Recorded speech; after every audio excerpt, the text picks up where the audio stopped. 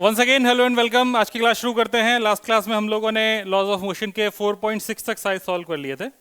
4.7 तक सॉल्व हो गए। क्वेश्चन नंबर 4.8 से स्टार्ट करेंगे। क्वेश्चन नंबर 4.8 आपके सामने कुछ ऐसा दिख रहा है जिसमें कह रहा है कि एक फिगर दे रखा है जिसमें 4 kg का ब्लॉक है और the plane is gradually inclined at until an angle of 15 degree with the horizontal. The mass just begin to slide, मतलब एंगल ऑफ रिपोज दे रखा है उसने 15 डिग्री।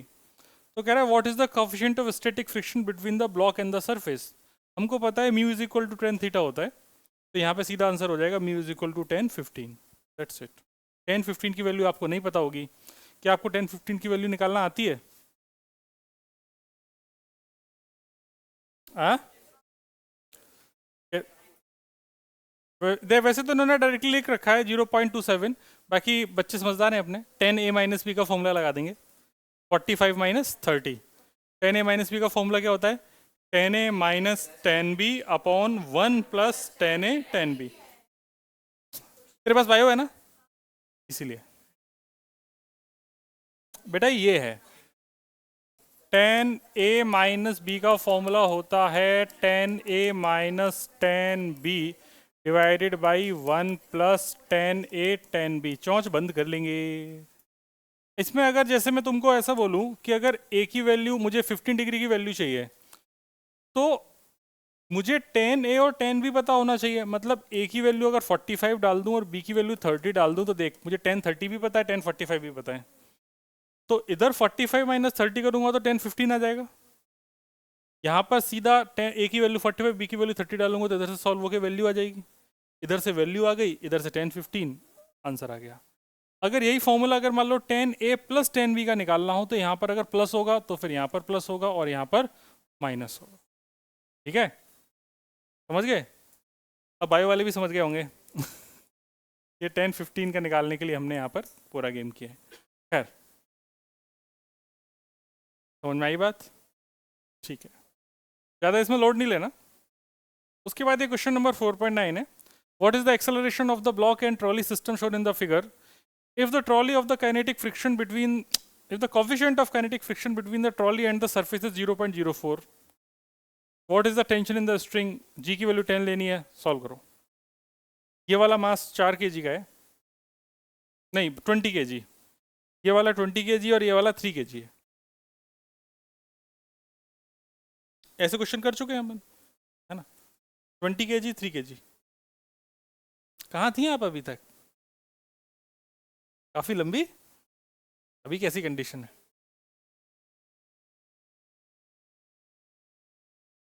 क्या फिर ऑपरेट वगैरह तो नहीं कराना हुआ? भाई ऐसा मत करो यार, जल्दी जल्दी सही हो जाओ। जैसे ये जो क्वेश्चन है जो आपसे पूछा गया है, ये क्वेश्चन ये था, एक ब्लॉक है 20 kg का और यहाँ पर इस तरीके से 3 kg का इधर लटका हुआ ब्लॉक है। यहाँ पर म्यू की वैल्यू 0.04 है ना। बस ये क्वेश्चन है और टेंशन पूछिए। तो सबसे पहला स्टेप क्या होना चाहिए कि हमको लिमिटिंग फ्रिक्शन निकाल लेना चाहिए। इस सरफेस पर लगने वाला लिमिटिंग फ्रिक्शन है म्यू इंटू एन। म्यू की वैल्यू 0.04 है।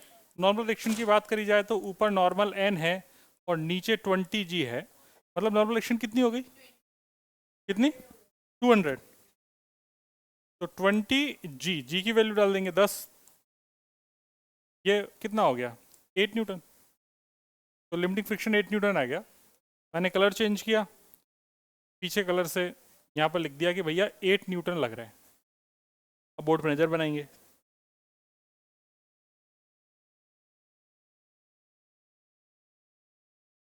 उधर 8 न्यूटन है, इधर लग रहा है 30 न्यूटन। क्या ये सिस्टम मूव करेगा? इधर 30 है तो जाएगा ही ना। इधर मैक्सिमम कितना लग सकता है? 8 मैक्सिमम लगा दिया, उसके बाद भी ये नीचे आएगा, इसका मतलब पूरा सिस्टम मूव करेगा। क्या क्वेश्चन में कोई भी काइनेटिक फ्रिक्शन की वैल्यू दे रखी है? काइनेटिक फ्रिक्शन कोफिशिएंट की नहीं। जब एक ही म्यू दिया है तो इसका मतलब वही स्टैटिक है और वही काइनेटिक है। ये बात हम जान चुके हैं।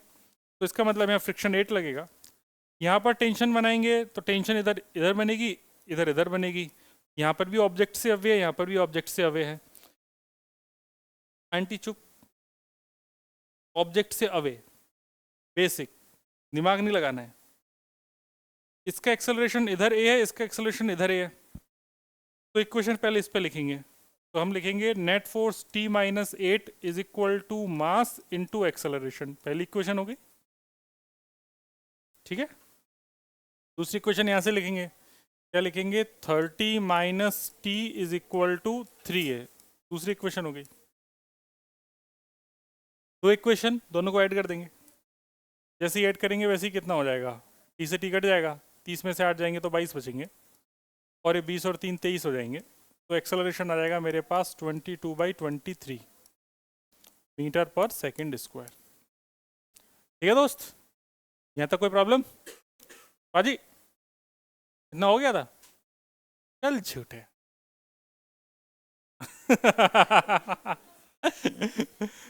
अगर तूने एनालाइज किया है तो तू आंसर भी निकाल ही देगा बेटा, ऐसा मुझे पूरा भरोसा है। इस ए की वैल्यू ऊपर उठा के कहीं भी चिपका देंगे। तो मैं किस में रख दूं, इक्वेशन नंबर 2 में रख देता हूँ, ये अच्छी लग रही है। इन इक्वेशन नंबर 2 तो टी की वैल्यू हो जाएगी 30 माइनस 3 है, हो जाएगा 30 माइनस 3, एक्सेलरेशन की वैल्यू 22/23, ठीक है। तो यहाँ से अपन 230 3 कॉमन निकाल लिया, एलसीएम ले लिया, तो 10 बचेगा, तो 230 माइनस 22 डिवाइडेड बाई 23, तो 230 में से 22 जाएंगे तो बचेंगे 208, है ना। 3 इंटू 208 डिवाइडेड बाई 23, सॉल्व होके कितना आएगा? सुदीति कितना आएगा, कितना? 624, इसे सॉल्व करके बताओ।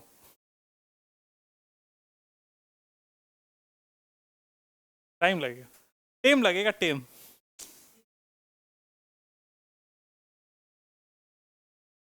कितना आ रहा है?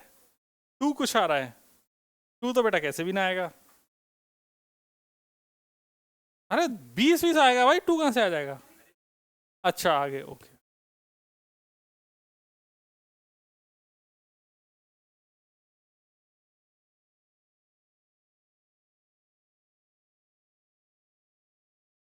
नहीं 200 624, बताओ।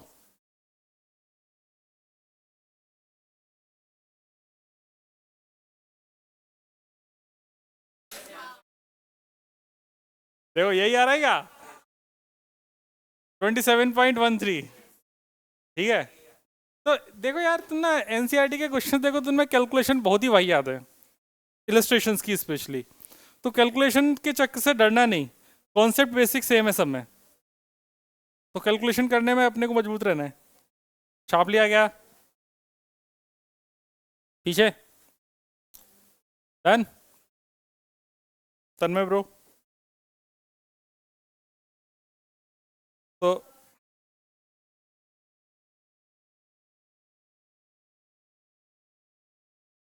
27.1, ठीक है भाई।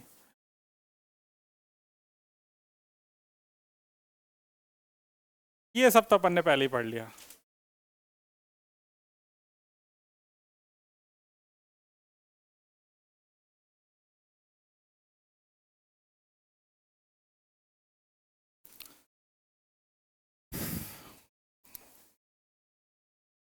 अच्छा, सर्कुलर मोशन अभी आपको कंप्लीट मैंने नहीं बताया है, ये बात भी बता देंगे। ये आपको पता नहीं होगा ना वैसे भी, ये आपने पढ़ा है क्या? नहीं ना, हाँ। आज आज पढ़ना था ना। चलो ये क्वेश्चन करते हैं, क्या कह रहा है ये क्वेश्चन। अगर आपको इसका फॉर्मूला याद होगा तो हो जाएगा, फॉर्मूला तो याद है वैसे, √ म्यू आर जी, है ना। और cyclist speeding at 18 kilometre per hour, तो मीटर पर सेकंड में इसको कन्वर्ट कर लेंगे, तो कितना हो जाएगा, 5 मीटर पर second. Takes a sharp circular turn of radius 3 meter without reducing the speed. The coefficient of static friction between the tires and the road is mu. Will the cyclist slip while taking the turn? हमें पता है कि minimum v यहाँ पर कितना होना चाहिए, sorry maximum we कितना होना चाहिए, under root mu R g. याद आ रहा है कि नहीं आ रहा? वी की maximum value under root mu R g से कम होनी चाहिए। तो इस पर्टिकुलर कंडीशन के लिए हम म्यू आर जी निकाल लेंगे। तो इस पर्टिकुलर कंडीशन के लिए म्यू आर जी कितना है, तो म्यू की वैल्यू 0.1,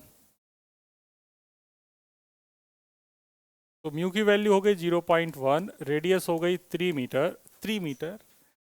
तो v की जो मैक्सिमम वैल्यू है वो मुझे पता है under root mu R g, या कैपिटल आर मान लो। तो म्यू की वैल्यू 0.1, आर 3, जी की वैल्यू 10, तो हो जाएगा √3 मतलब 1.73 मीटर पर सेकेंड। अब 1.73 मीटर पर सेकेंड से अगर इसकी स्पीड अगर तुम्हारी मैक्सिमम से अगर ज़्यादा है तो ऑब्वियसली स्लिप कर जाएगा। 18 किलोमीटर पर आवर को जब मीटर पर सेकंड में कन्वर्ट कर लेंगे तो v जो गिवन है अपने को, वो गिवन है 18 इंटू 5/18 मतलब 5 मीटर पर सेकंड। तो ऑब्वियसली v मैक्स से ज़्यादा है तो स्लिप करेगा ही करेगा, दांत फाड़ के गिरेगा। हाँ है ना? तो हमें पता है कि v given is greater than v max, तो दांत फाड़ के गिरेगा। लिख लिया जाए कि दांत फाड़ के गिरेगा, जैसे अभी आप दांत फाड़ रहे हैं।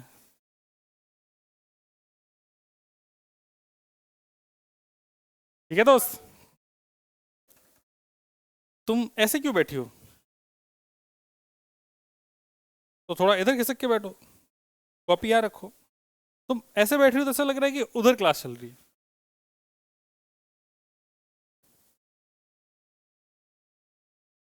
ठीक है जी, बच्चा पार्टी ने ये क्वेश्चन भी निपटा लिया।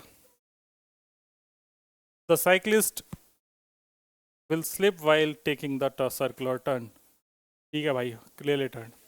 ये क्वेश्चन करनी, ये बैंकिंग का क्वेश्चन है। बैंकिंग के क्वेश्चन में क्या कह रहा है कि a circular race track of radius 300 metre is banked at an angle of 15 degree. मतलब जो रोड है ना वो ऐसे उठी हुई है और ये एंगल कितना है, 15 डिग्री। क्वेश्चन समझे? और इसकी जो रोड की रेडियस है, जैसे गाड़ी उधर से ही जो टर्न होके जा रही है तो उसकी जो रेडियस है वो 300 मीटर है। If the coefficient of friction between the wheels of race car and the road is 0.2, ठीक है। Optimum speed of the race car to avoid wear and tear on its tyre. मतलब इस पे car के tyres में wear और tier कब नहीं होगा, जब फ्रिक्शन मिनिमम हो या नहीं लगे। तो इसका मतलब जब फ्रिक्शन 0 हो तब ऐसा पॉसिबल है। तो क्या हम सर्कुलर टर्न पे बिना फ्रिक्शन के चल सकते हैं? जब वो यार ये तो बता ही रखा है चल सकते हैं। हमने एक तरीका सीखा था कि एक जो साइकिल वाला था, साइकिल टर्न लेते वक्त अपने आप को झुका दिया था। जब साइकिल ने टर्न लेते वक्त अपने आप को झुकाया था तो नॉर्मल के एक कंपोनेंट ने सेंट्रीपिटल फोर्स का काम करके उसे घुमाया था कि नहीं घुमाया था? देखो कॉपी पलट के, थोड़ा याद आएगा। याद आया? अब फिर मैंने ये भी बोला था कि अब साइकिल वाला तो झुक गया लेकिन कार झुक नहीं सकती, तो अपन क्या करते हैं, रोड को उठा देते हैं। ये वाली लाइन याद आई? और हमने फॉर्मूला भी दोनों केसेस में सेम ही निकाला था। अब देखो,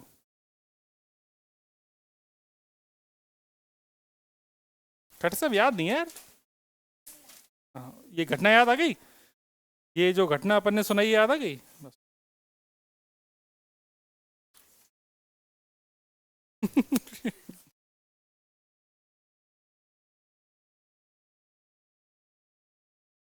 बारिश शुरू कर दिया, ओके।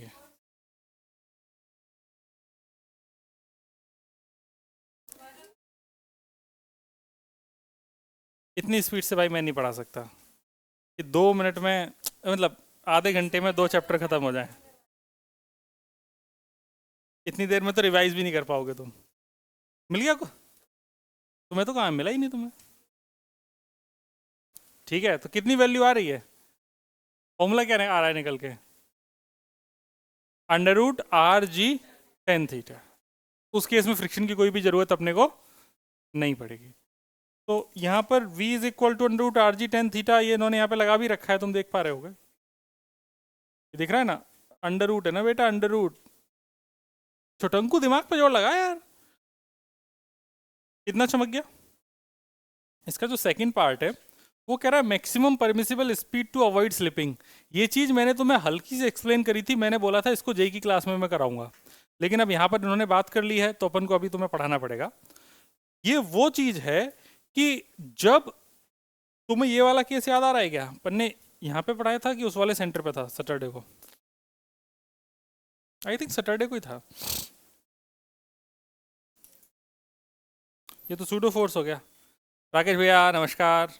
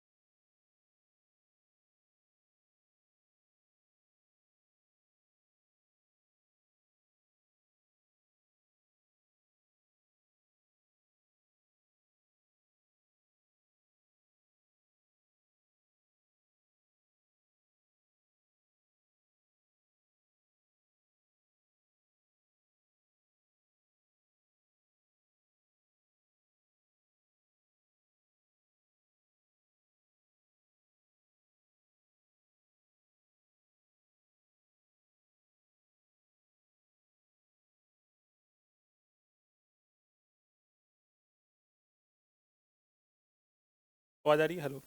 हमने डिस्कस कर लिया था कि अगर इसमें फ्रिक्शन भी आ जाता तो उस केस में नीचे की तरफ यहाँ पर या तो नीचे फ्रिक्शन नीचे लगता या फिर फ्रिक्शन ऊपर लगता।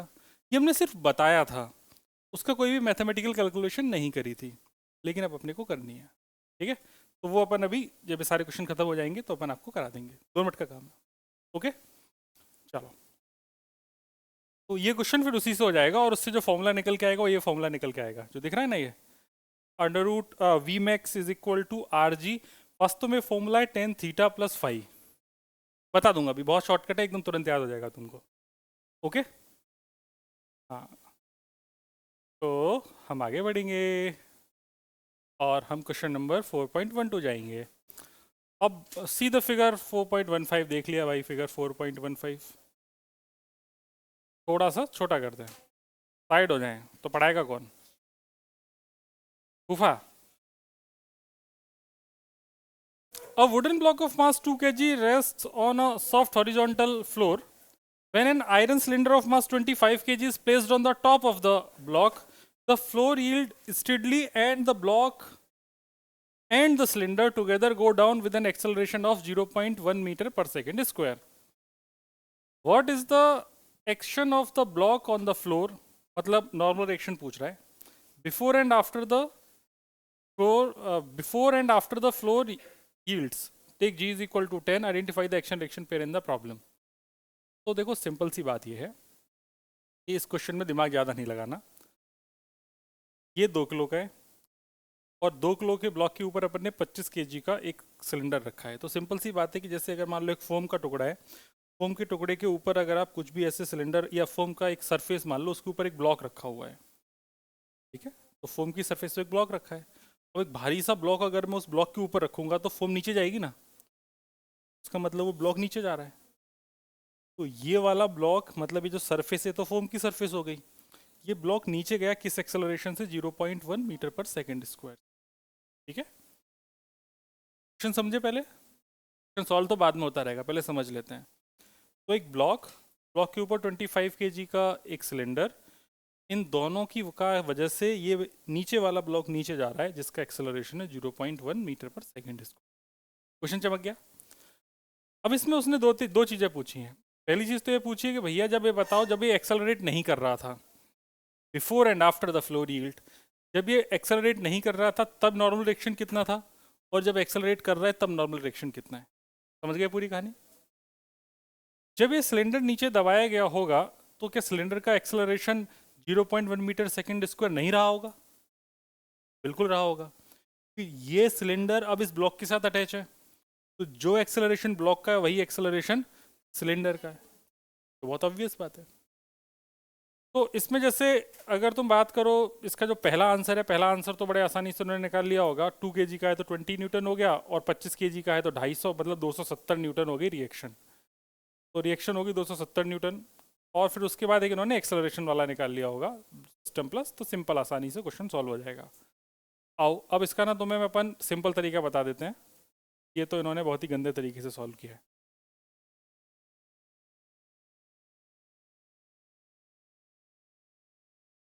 ठीक, आजा।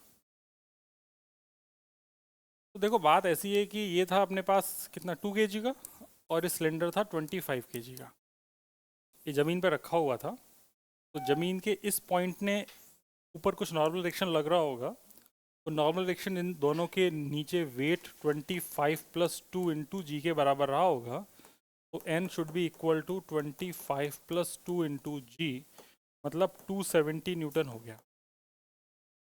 इसमें कोई डाउट? दूसरे वाले केस में क्या हुआ कि इसके पास खुद का एक्सेलरेशन आ गया नीचे की तरफ। कितना आया बेटे? 0.1 मीटर पर सेकंड स्क्वायर। तो ऊपर की तरफ तो इस पे क्या है, नॉर्मल, और नीचे की तरफ कितना है, 27 g। क्लियर? क्योंकि नीचे की तरफ mg होगा, इसका खुद का 2 और इसका कितना हो गया, 25। क्लियर? किसी के मन में कोई डाउट? तो ऑब्वियसली एक्सेलरेशन है तो ये फोर्स बड़ा होगा, तो हम लिखेंगे 27g minus N is equal to 27 into a. F is equal to m a, मैंने ये लिखा है, F net is equal to mass into acceleration. तो नॉर्मल की वैल्यू कितनी हो गई, 27g माइनस ए, तो इधर लेके जाएंगे, तो 27g माइनस 27 है, 27 को कॉमन ले लिया तो कितना बच गया, 27g माइनस है।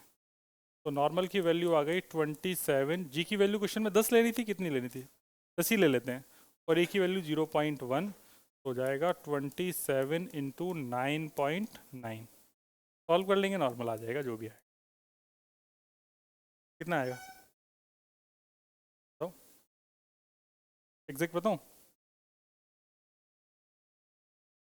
27 इंटू 9.9, 267.3 न्यूटन।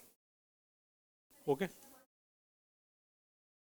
हाँ, क्वेश्चन नंबर 4.11 होना चाहिए। ये देखा है 11 12, 4.12 एग्जाम्पल है।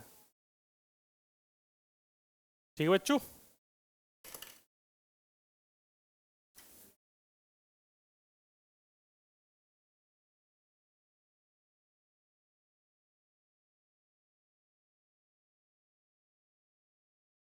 डन।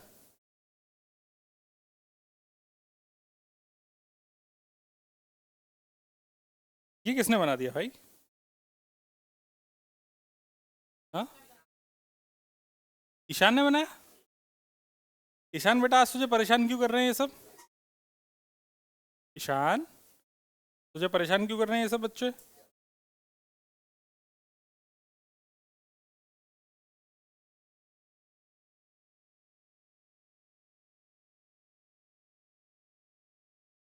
जिसने बोला है उसके ऊपर लगा दें, तो उसकी ओपनिंग करेगा कौन, क्योंकि ये तो खुल जाएगा ना ऐसे।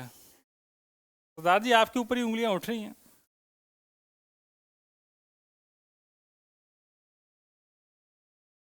ऐसा कैसे बना दिया जाए?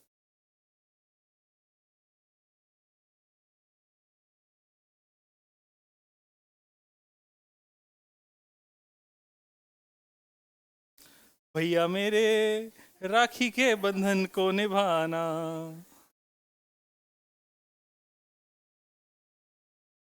हो गई छपाई? इनने तो छाप लिया। और कोई बचा? न्यूटन में होगा, न्यूटन में। फटाफट बाकी बचे क्वेश्चन। मेरे हिसाब से एक्सरसाइज में तो बहुत कम क्वेश्चंस बचे हैं, सारे तो हो ही गए।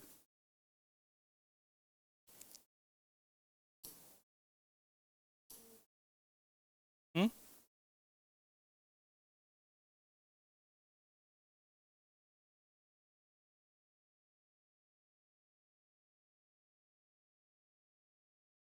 आप लोगों के स्कूल शुरू हो गए ना? कैसा लग रहा है स्कूल जाके?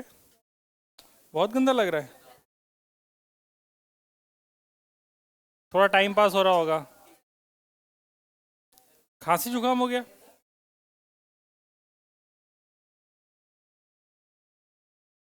जिससे ज्यादा खांसी जुकाम हो रहा है ना स्कूल जाके, थोड़ी सी अजवाइन रखा करो, अजवाइन सूंघते रहा करो। हाँ।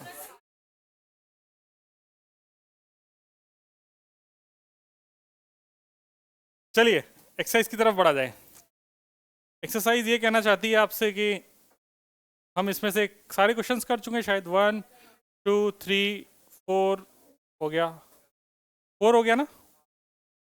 5 भी हो गया होगा, 6 7 8 क्या हो गया, क्या बचा है वो बताओ मुझे।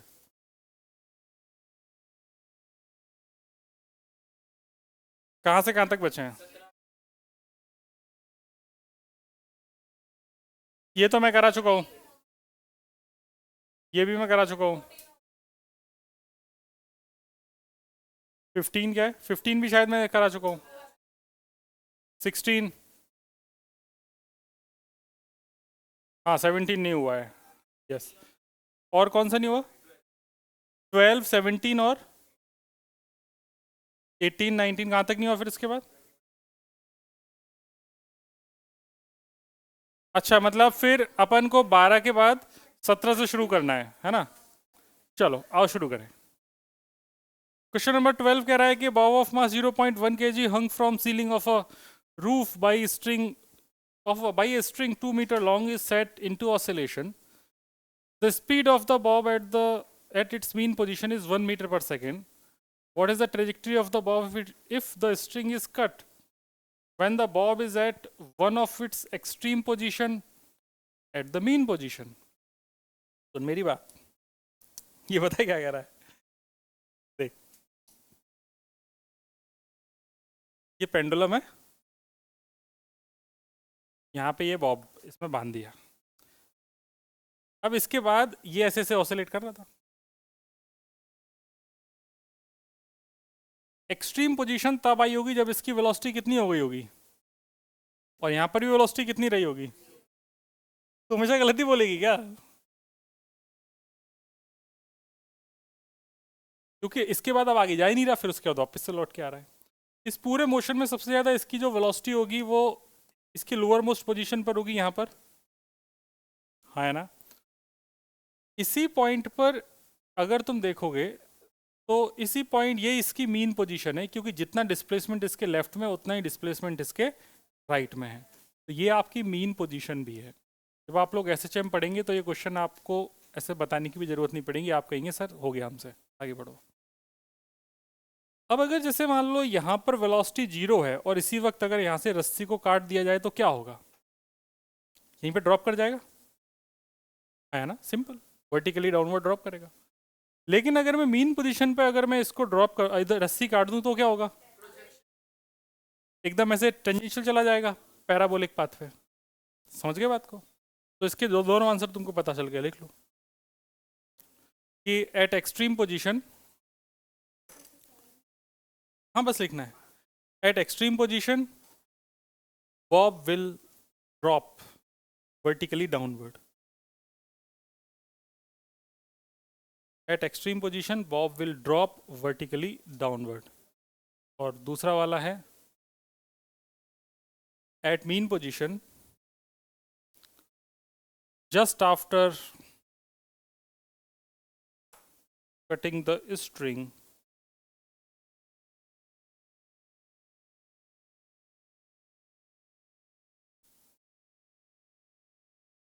bob will follow projectile path, parabolic path, projectile path नहीं, bob will follow parabolic path as velocity and acceleration are mutually perpendicular initially. As velocity and acceleration are mutually perpendicular initially. दिख गए होंगे, चित्र बना लेंगे.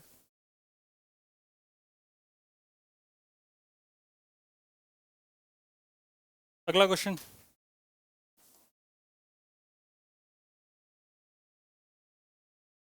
12 के बाद हम 17 करेंगे ना, 17 से स्टार्ट है.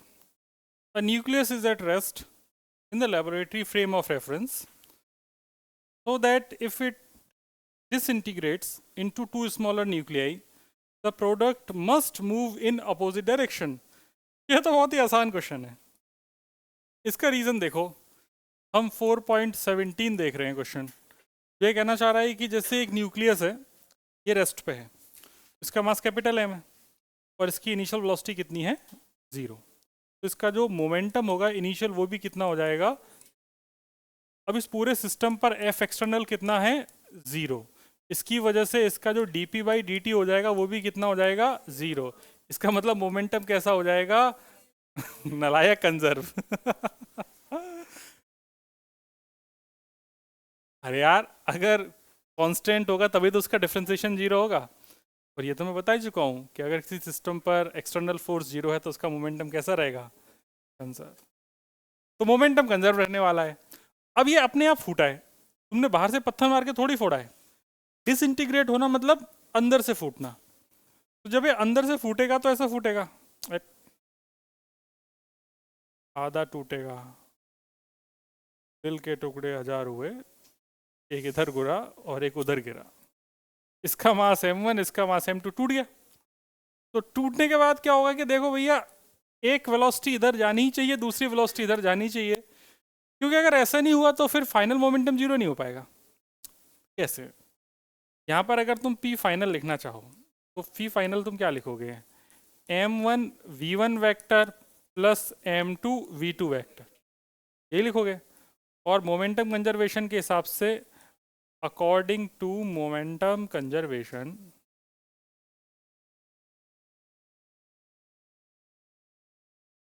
ये क्या कह रहा है, P initial should be equal to P final. Initial कितना था, 0, तो फाइनल भी कितना होना चाहिए, 0. m1 v1 plus m2 v2 should be 0. तो हम लिखेंगे, कोई भी लिख लो, v1 is equal to m2 by m1 into minus का v2. इससे एक चीज़ कंक्लूड कर सकते हैं कि देख, m1 और m2 तो पॉजिटिव ही रहने हैं, मास हैं. v1 v2 की डायरेक्शन एक दूसरे के अपोजिट है, तो v1 and v2 are in opposite direction.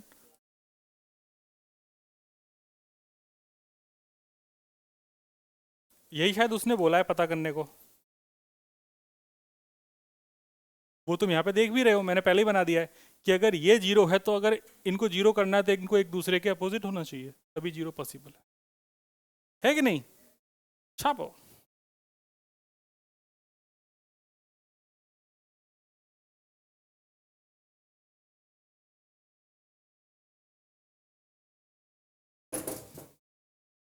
Bio में क्या पढ़ाते वक्त बनाते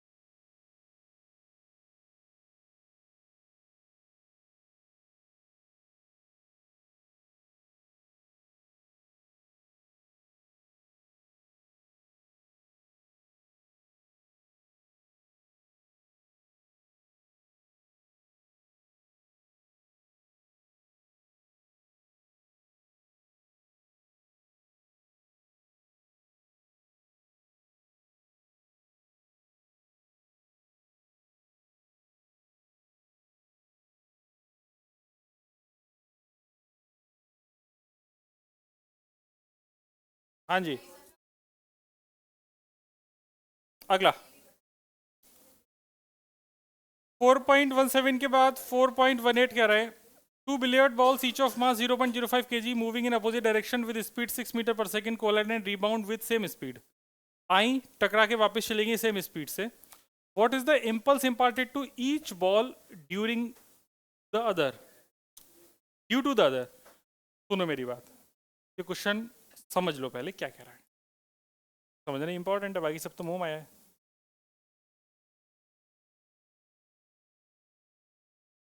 4.18 ये कह रहा है कि जैसे आप लोगों ने वो स्नूकर बिलियर्ड वगैरह खेला है क्या? वो इसमें बड़ी सी डंडी होती है, पूल, और फिर उसमें वो ऐसे टक, समझे ना? नहीं है, दो हाईली इलास्टिक बॉल्स आपस में टकराएंगी, टकराने के बाद रिवर्स हो जाएंगी, ये क्वेश्चन। तो जैसे इसका मास m और इसका मास m आइडेंटिकल होती हैं सारी बॉल्स, ये दोनों एक दूसरे की तरफ आ रही हैं, तो ये इसकी तरफ आ रही है v से, ये इसकी तरफ आ रही है v से। टकराने के बाद दोनों सेम स्पीड से चली गई, v से आई v से ही चली गई। कॉलिजन का क्वेश्चन, कॉलिजन अपन ने पढ़ा नहीं, एक नहीं क्वेश्चन मोमेंटम कंजर्वेशन का। हालांकि उसने हमसे पूछा ये है कि इसका मोमेंटम पहले राइट में था, बाद में लेफ्ट में हो गया, तो मोमेंटम अगर बदला है, ए गधे इधर क्यों नहीं देख रहा है? अगर मोमेंटम बदला है तो किसी ने जरूर बदला है, किसी ने फोर्स लगाया। बिना फोर्स के मोमेंटम नहीं बदल सकते। कि F इज इक्वल टू होता है dp बाई dt। अगर मोमेंटम बदल रहा है इसका मतलब कोई फोर्स लग रहा है। तो अगर इसका मोमेंटम राइट से लेफ्ट हुआ है तो इसका मतलब इस वाली बॉल ने इस पर फोर्स लगाया। सेम चीज मैं इसके लिए भी बोल सकता हूँ कि अगर ये इसका मोमेंटम लेफ्ट में था, बाद में राइट में हो गया, ऐसा क्यों हुआ होगा? क्योंकि इस वाली ने कोई फोर्स लगाया। तो ये ये बी, ये बी। तो अगर तुम पता करना चाहते हो कि इसने एक दूसरे पर कितना फोर्स लगा या कितना इम्पल्स लगा, ये पता करने के लिए तुम कोई भी एक बॉल को देखो, देख लिया। अब इस एक बॉल के मोमेंटम में जो भी चेंज हुआ वही इम्पल्स होगा कि नहीं होगा? आया ना? तो इम्पल्स मोमेंटम इक्वेशन से हम फोर्स भी निकाल सकते हैं, हालांकि फोर्स उसने पूछा नहीं है। तो मैं ऐसा बोल सकता हूँ कि इसका मोमेंटम अगर देखोगे तो final momentum is minus m v left में, या मैं ऐसा लिख दूँ, p final minus p initial is equal to impulse. Momentum होता है एम इंटू वी, इसका फाइनल ये गया और इनिशियल ये गया। Final is minus m v and initial is plus का एम वी। ठीक है बच्चों, लेफ्ट में था तो माइनस, राइट में था तो प्लस, इज इक्वल टू आई। तो यहाँ से इम्पल्स कितना आ गया? 2 mv आया कि नहीं आया? अब इस क्वेश्चन को पढ़ो और पढ़ के अब देखो क्या अपन ने सॉल्व, तुरंत समझ में आ जाएगा।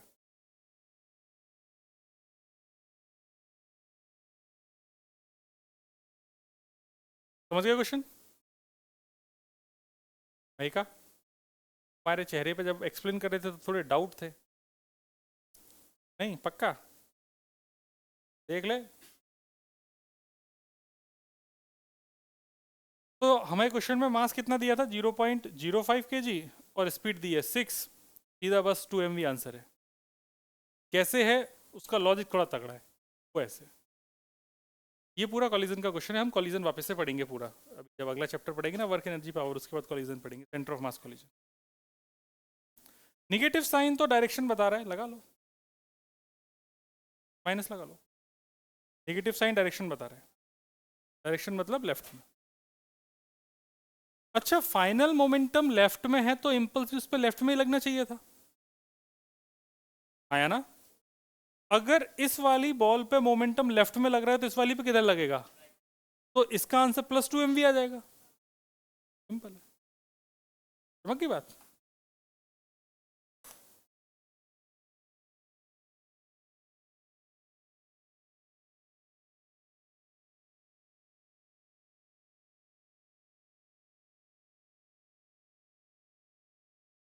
चलो ए BTS, इधर देख। Question number 4.19, 4.19। ये कह रहा है का shell of mass 0.02 kg is fired by a gun of mass 100 kg। ऐसा एक गन है, इसका मास है 200 kg। 100 है, 200 है भाई, 100 kg। और इससे एक बुलेट को फायर किया गया है, बुलेट का मास कितना है? 0.02 kg। बहुत बढ़िया। ये तो हो गई बंदूक और ये हो गई बुलेट। क्या दोस्त, ये करने के बाद आ गया। If the muzzle speed of the shell is 80 metre पर second, what is the recoil speed of the gun? अगर ये 80 मीटर पर सेकेंड से जा रही है, 80 मीटर पर सेकेंड से, तो बताओ इस गन के ऊपर कुछ झटका लगेगा, पीछे इसकी स्पीड कितनी होगी? शुरू करें। बेसिक चीज क्या सीखी थी? बुलेट पहले गन के बाहर है या गन के अंदर है? तो पहले बुलेट प्लस गन की कोई वेलोसिटी है क्या? तो उसका मोमेंटम पहले कितना है? तो अपने बच्चे सब बोलेंगे कि भाई जो देखो सर, पी इनिशियल तो कितना हो गया, यहाँ तक कोई प्रॉब्लम की बात नहीं है। अब इसके बाद सोचते हैं, बुलेट फायर हुई, फायर किसी एक्सटर्नल फोर्स की वजह से हुई या फिर इंटरनल फोर्स की वजह से हुई? इंटरनल। कैसे हुई होगी? तो देखो, तुमने उस गन को होल्ड किया है, तुमने ट्रिगर को बस प्रेस किया है, तो तुम और गन एक ही चीज मानो अपने आप को, ठीक है? और उस बुलेट को दूसरा पार्ट मानो सिस्टम का। तो तुमने और गन ने मिलके एक बुलेट को फायर किया, और फायर होने में मैकेनिकल सिस्टम में भले ही तुमने उस ट्रिगर पॉइंट किया है, लेकिन अंदर जब देखोगे जो फायरिंग सिस्टम है, फायरिंग सिस्टम में क्या है कि उसके अंदर बारूद भरा है एक बुलेट के अंदर। तो एक ट्रिगर की पिन उस बुलेट के पिछले हिस्से में जाके स्ट्राइक करेगी, जिससे इग्निशन होगा। उस इग्निशन की वजह से बुलेट के अंदर जो गन पाउडर है वो बर्न होगा, उससे गैसेस एक्सट्रीम वेलोसिटी के साथ निकलेंगी और उस बुलेट को आगे की तरफ भेजेंगी। समझ गए गन कैसे चलती है? तो इनिशियल मोमेंटम सिस्टम का कितना है? 0। कितना पक्का हो गया? तो फाइनल भी कितना होना चाहिए? तो पी फाइनल भी कितना होना चाहिए? 0। ऐसा मैंने कैसे सोचा? क्योंकि मुझे पता है इस पूरे सिस्टम पर एफ एक्सटर्नल कितना है, तो इसका मतलब इसका मोमेंटम कैसा रहेगा? कैसा रहेगा? कंजर्व। हाँ, तो इसका मास मान लिया बड़का एम, इसकी वेलोसिटी मान ली बड़की वी, इसका मास स्मॉल एम, इसकी वेलोसिटी मान ली छुटकी यू। तो छुटकी और बड़की का कॉम्बिनेशन है। तो अपने बच्चे बोलेंगे देखो इनिशियल मोमेंटम 0, या ऐसा लिख देते हैं पी फाइनल 0, इसको ना p initial is equal to p final, this is 0। इसको पीछे जाना है तो नेगेटिव या पॉजिटिव? तो क्या लिखूंगा? Minus capital M into v. इसको आगे जाना है कि पीछे? पॉजिटिव, तो plus small m into u. हमसे क्या पूछा है? वी, तो v is small m u by capital M. Small m is 0.02, capital M is 100 and velocity is 80। तो मेरे प्रिय भाई और भाइयों, ये कितना हो गया? 8 दूनी 16, मतलब 1.6 इंटू 10⁻⁻² मीटर पर सेकेंड, या फिर 16 मिली सेकेंड, ऐसा भी बोल सकते हैं। चमका? Yes sir, no sir? Yes sir.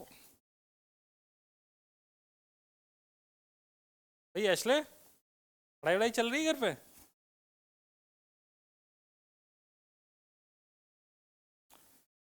तुम लोग के स्कूल में एग्जाम शुरू हो गए ना? किसी के तो हुए ना? हाँ, तो हो गए। कैसी स्थिति है?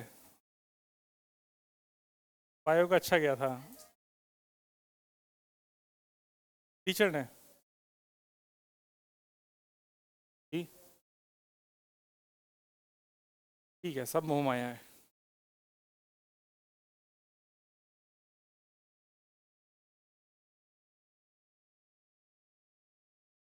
तन्मय ब्रो,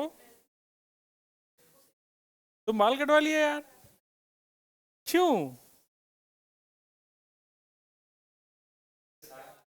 हाँ, अच्छा स्कूल में बोलते हैं।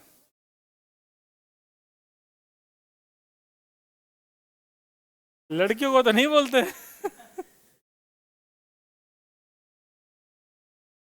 ये इधर से सजेशन आया है कि अगर लड़कों को बाल बड़े रखने हैं तो मांग निकाल के चोटी बनाएं।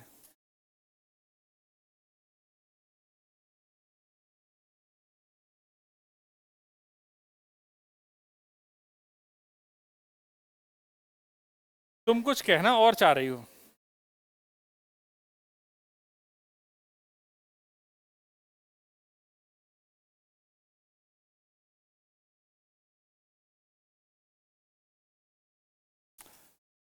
प्रांजल बताएगी। बेटा आर्यन, छपाई हो गई क्या? अच्छा, चलो अगला क्वेश्चन। सबसे लेट तू ही लिखता है। चल झूठे। चल ये वाला अगला क्वेश्चन कर। अच्छा करा दिया क्या? 21, 21 भी कराई दिया होगा।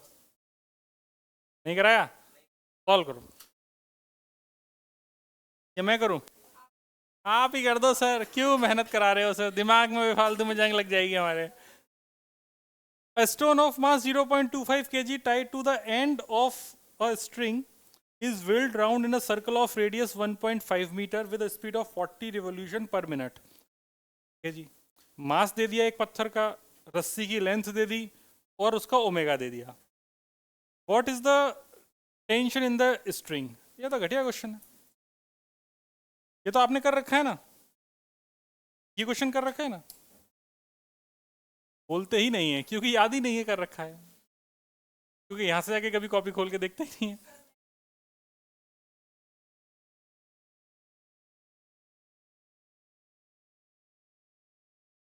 हेलो हेलो हेलो, म्याऊं म्याऊं म्याऊं, आवाज आ रही है?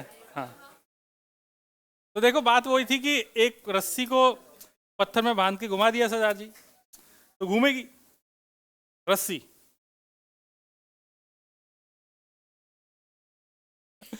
तो अगर ऐसे रस्सी को ऐसे हॉरिजॉन्टल सर्कल पाथ पे से घुमाएं, तो हॉरिजॉन्टल पाथ पे घुमाने पे एम मास की रस्सी है, तो इस पे टेंशन अंदर की तरफ लग के टेंशन ही सेंट्रीपिटल फोर्स का काम कर रही है।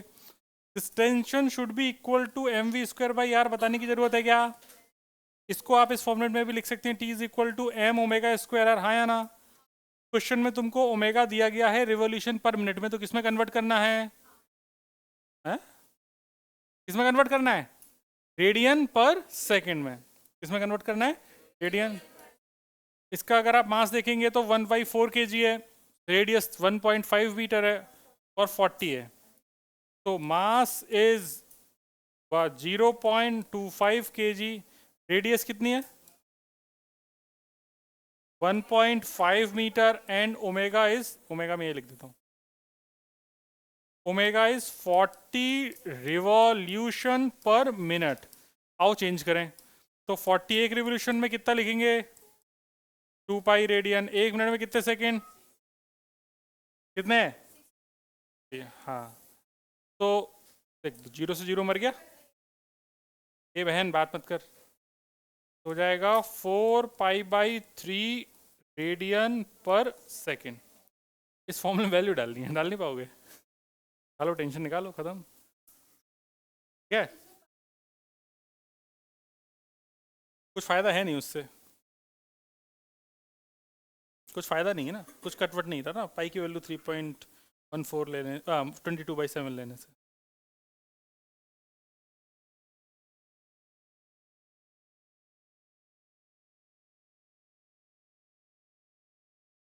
जिन बच्चों के स्कूल में वो वाला b is equal to u plus a t के डेरिवेशन में कैलकुलस वाला मेथड इस्तेमाल नहीं किया जा रहा है, वो लोग थोड़ा सा रुकेंगे, आज हम उनको ग्राफ वाला मेथड भी सिखा देंगे। हाँ, ग्राफ वाला ही आता है।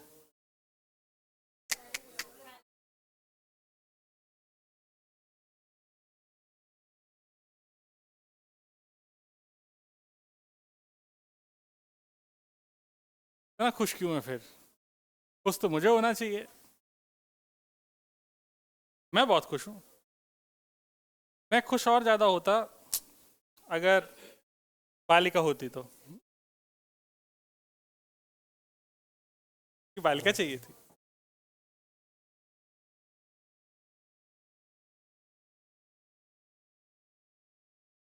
है।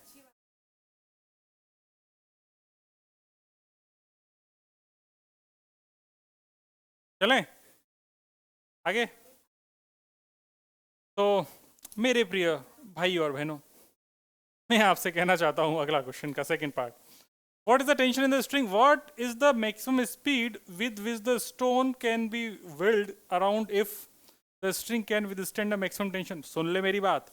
ये रस्सी, इस रस्सी की एक औकात, इससे ज़्यादा फोर्स लगेगा ये टूट जाएगी। वो कह रहा है ये रस्सी टूटेगी 200 न्यूटन पे। तो अगर ये 200 न्यूटन टेंशन बियर कर सकती है, तो बताओ इसमें मैं ओमेगा कितना रखूं या स्पीड कितनी रखूं? सिंपल, सेम क्वेश्चन है। बस अब कह रहा है कि इसके सेकंड पार्ट में कि T is equal to M we square by are में इस बार टेंशन मैक्सिमम 200 लगा दे, तो उसके corresponding 0.25 divided by 1.5 v square, तो वी कितना होगा? तो वी की मैक्सिमम वैल्यू पूछ रखी है इसने। तो वी मैक्स का स्क्वायर इज इक्वल टू 15 दूनी 30, 3000 डिवाइडेड बाई 25।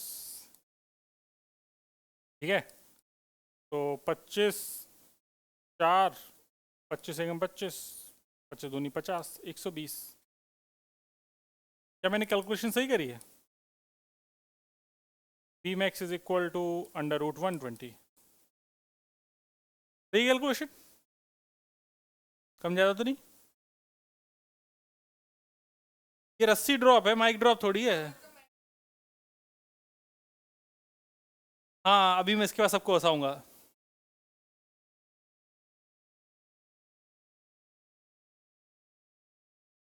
नाच के भी दिखाऊंगा अभी है, गाना भी गाऊंगा, नाच मेरी बुलबुल तुझे पैसा मिलेगा।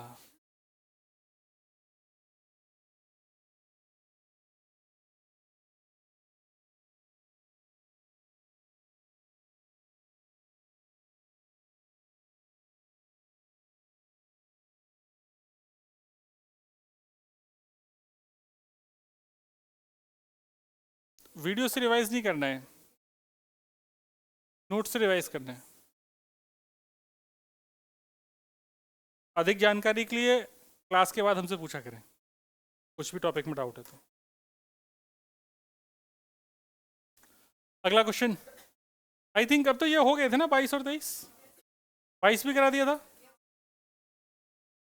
कर देते हैं, कर देते हैं। इफ इन एक्सरसाइज 4.21, मतलब इसी में, the speed of the stone is increase beyond the maximum permissible value, तो टूट जाएगी रस्सी और क्या होगा? And the string break suddenly, बिल्कुल सही बात है। 200 न्यूटन से ज़्यादा फोर्स होगा तो रस्सी टूटेगी। Which of the following correctly describe the trajectory of the stone after the string breaks? अरे सिंपल बात है, पैसे घूम रहे लाए, अगर पत्थर ऐसे घूम रहे लाए तो ऐसे ऐसे गोल गोल घूम रहा है। अब अगर मान लो रस्सी टूटेगी तो ये पत्थर किधर जाएगा? टेंजेंशियली जाएगा यार। जैसे मान लो यहाँ से टूटा, यहाँ से टूट गया तो ऐसे सीधा जाएगा ना, तो टेंजेंशियल जाएगा। सिंपल, बस इतना ही सोचना है। जैसे अपन ने वो पेंडुलम वाला देखा, तो पेंडुलम वाले में यहाँ पे रस्सी टूटी थी, तो जब टूटी थी तो अपन ने वेलोसिटी ऐसे हॉरिजॉन्टल बनाई थी ना, क्योंकि वेलोसिटी टेंजेंशियल थी। तो उसमें भी कैसे गया? टेंजेंशियल गया, बाद में ग्रेविटी की वजह से नीचे गिर गया। चमकी बात, तो जाएगा कैसा? टेंजेंशियल। ऑप्शन पढ़ते हैं। The stone moves radially outward but the stone flies off tangentially from the state the string breaks, बिल्कुल सही बात है। The stone flies off at an angle of tangent, नहीं है, इसका कोई सेंस नहीं है। सीधी सी बात है, किधर गिरेगा? Tangential to the path. इस प्रकार ये अध्याय समाप्त होता है। अब जो बची चीजें हैं वो मैं पढ़ाता हूँ, आओ शुरू करें।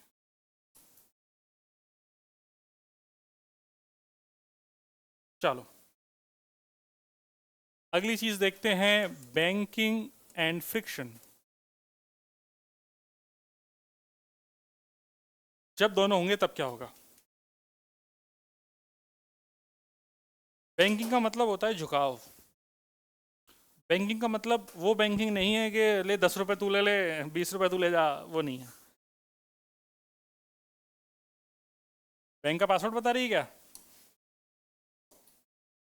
पैसे वैसे हो तो बता फिर।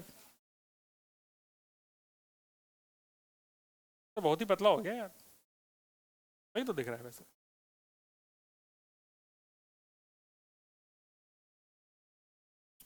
ये एंगल है थीटा, ठीक है। अब सही है। इस तरीके से सर्कुलर पाथ पर ऐसे रोड मुड़ी हुई है, यहाँ पर एक कछुआ है, बाइक कार जो भी मानना है मान लो कि रेडियस तो ये होगी, इधर इधर एक नॉर्मल आएगा। क्या आप लोगों को दिखाई दे रहा है नॉर्मल?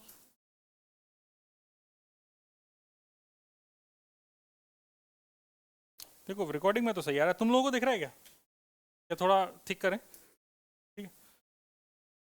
फिर इसके बाद यहाँ पर एम जी नीचे की तरफ लग रहा है। इतना अपन को बेसिक बेसिक दोनों चीज़ें पता है, यहाँ तक अपन को सारी चीज़ें क्लियर है। अब सारा गेम कंपोनेंट्स का है, तो आप लोग लिखना बंद कर दीजिए, दो और मुझे 2 मिनट दीजिए तो मैं आपको कंपोनेंट सिखा देता हूँ फटाफट। तो सबसे पहले अपन ने पीले रंग से कंपोनेंट कर रहे हैं, ये एंगल थीटा है, ये थीटा है, तो ये वाला 90 माइनस थीटा होगा, तो ये वाला कितना हो जाएगा? थीटा। तो बच्चे समझ ही गए, इसको क्या लिखेंगे? एन कॉस थीटा, और ये वाला कितना हो जाएगा? N sine theta. बच्चा पार्टी इंटेलिजेंट है। एम जी के फिर अगेन 2 कंपोनेंट कर लेंगे, ये एंगल थीटा हो जाता था, क्योंकि ये 90 है, ये थीटा है, तो ये वाला 90 माइनस थीटा, तो ये वाला थीटा, ये तो याद ही कर लिया था। ये हो जाएगा एम जी कॉस थीटा, और ये वाला क्या हो जाएगा? एम जी, क्या एफ बी डी बन गया पूरा? हाँ, अभी तक फ्रिक्शन की बात अपन ने नहीं करी है। तो हमने 2 केस देखे थे कि जिसमें फ्रिक्शन अपन हरे कलर से दिखा रहे हैं कि या तो फ्रिक्शन नीचे लगेगा या फिर फ्रिक्शन ऊपर लगेगा। हमने वो केस देखा था जब फ्रिक्शन लग ही नहीं रहा था।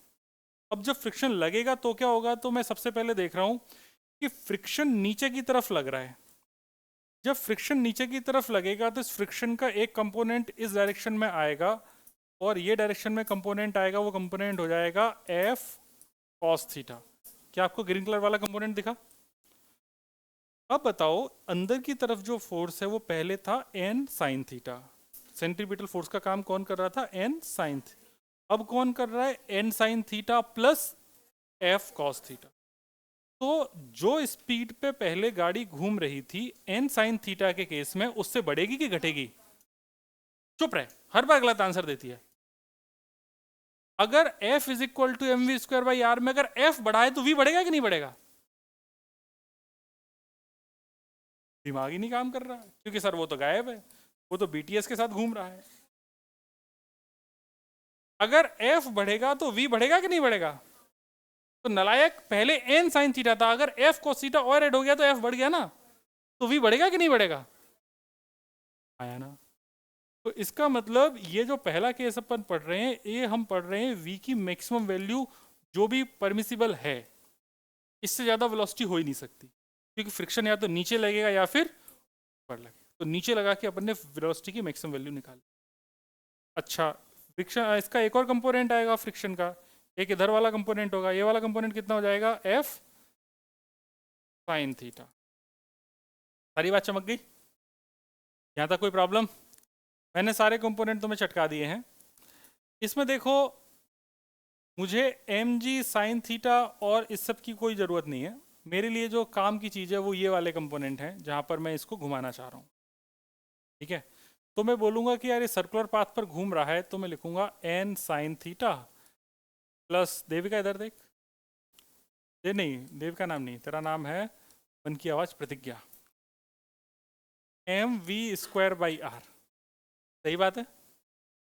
और दूसरा, अगर हम ऐसा देखना चाहें कि ये जो एन कॉस थीटा है इसको कौन बैलेंस कर रहा है? M G plus F sine theta. तो मैं अगली इक्वेशन लिख दूंगा, N cos theta is equal to F sine theta plus M जी।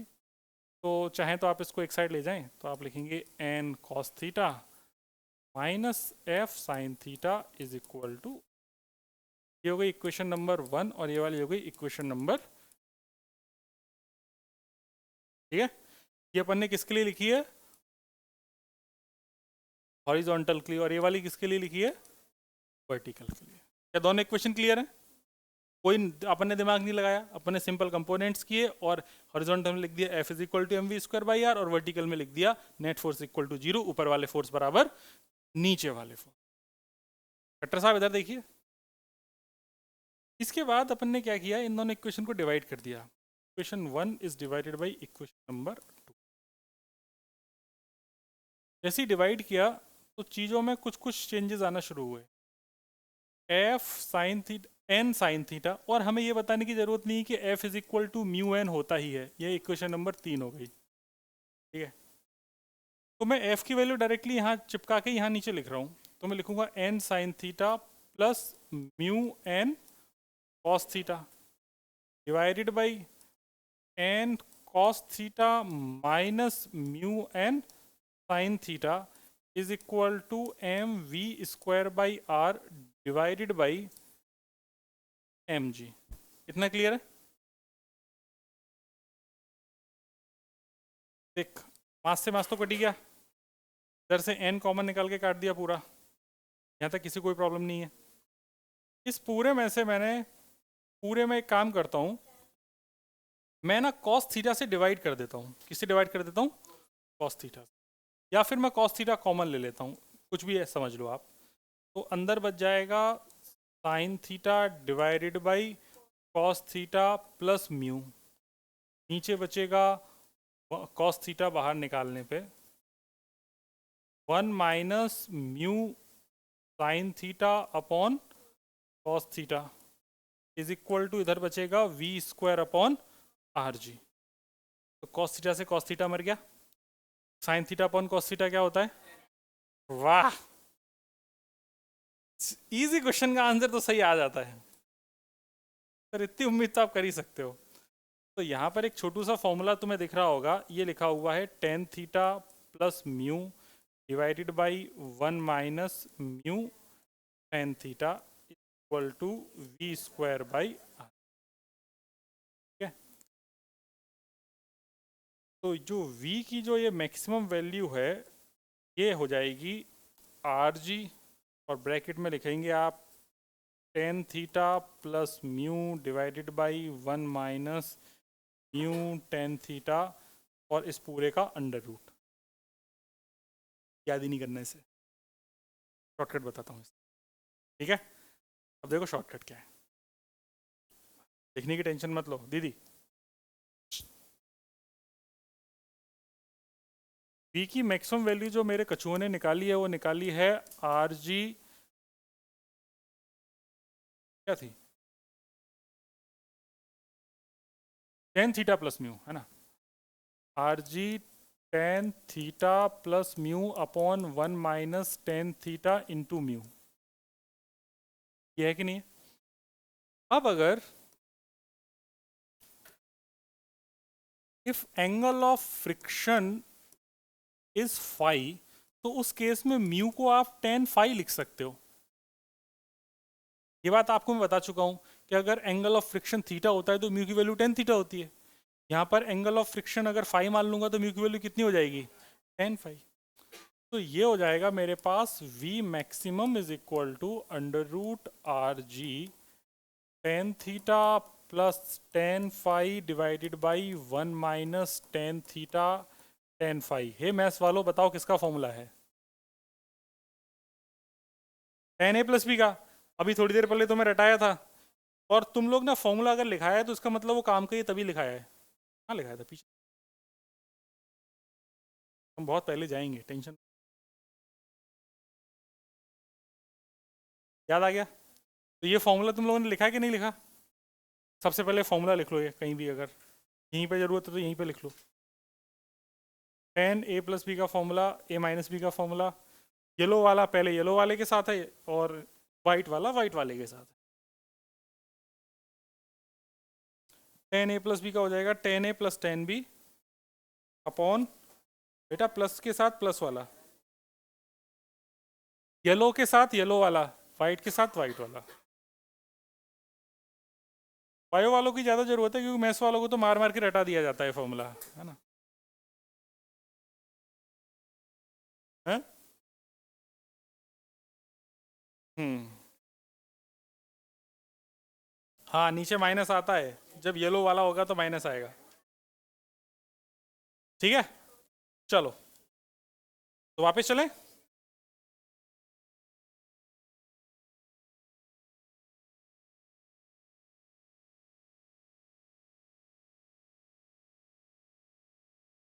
देखो, तो इसके बाद अपने को ये समझ में आ गया कि जो फॉर्मूला है, ये फॉर्मूला है we max is equal to under root R G tan theta,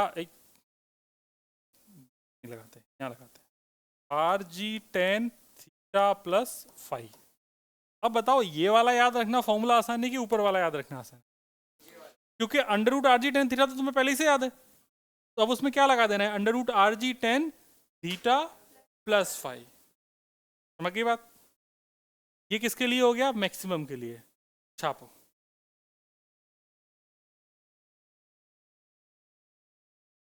छापिए please.